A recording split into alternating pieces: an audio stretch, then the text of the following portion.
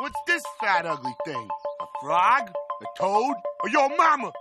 For decades, popular culture has been awash with depictions of funny robots. Don't you call me a mindless philosopher, you overweight glob of grease. And witty computer counterparts. Everybody good? Plenty of slaves for my robot colony? Give them a humour setting. But in a real-world context, can AI-created comedy actually be funnier than a real person? Or are humour and wit inextricably human qualities? To put this to the test, we're asking a comedian to deliver a stand-up routine written by generative AI. Why don't scientists trust atoms? Because they make up everything. To begin to understand the present-day capabilities of AI, I sit down with ethics fellow and researcher Mari Atkin from the Alan Turing Institute, who also dabbles in stand-up herself.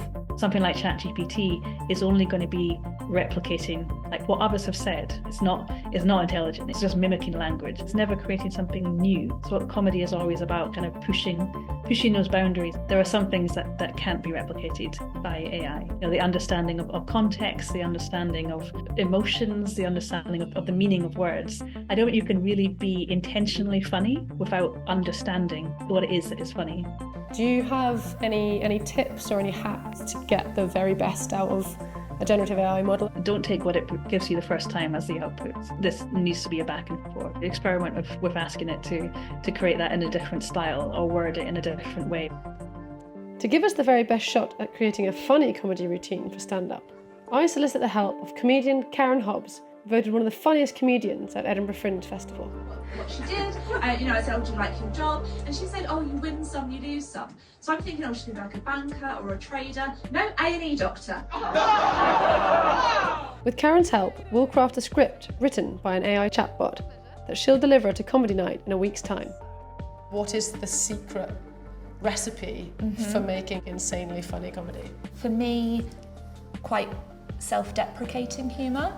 Okay, let's give it a go. Just as Mari had predicted, the chatbot's initial responses felt generic. It feels very much like somebody's read a book on how to do a joke. As a model which is trained to scrape existing data off the internet, the AI chatbot's responses reveal some pretty entrenched and very outdated gender stereotypes. Hormones are like, let's make her want pickles and ice cream at 3 a.m. and see what happens. Spoiler alert, what happens is a lot of regret.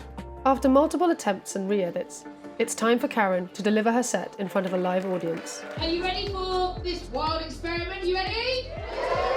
Maybe the audience will laugh, and if they do laugh, I'll say that bit was mine, and I'll lie because ChatGPT isn't here to defend itself. My social life, is booming. If by booming you mean my best friend is a potted plant named Wilson. I haven't found that AI has made me think I'm going to be any less successful. I once gave my wife a glue stick instead of lipstick. She still isn't talking to me.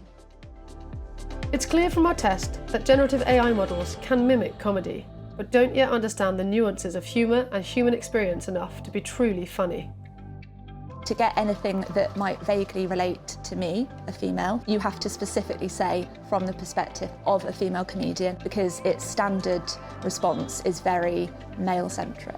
Dating is like shopping. You go out looking for what you want and end up with something you don't need.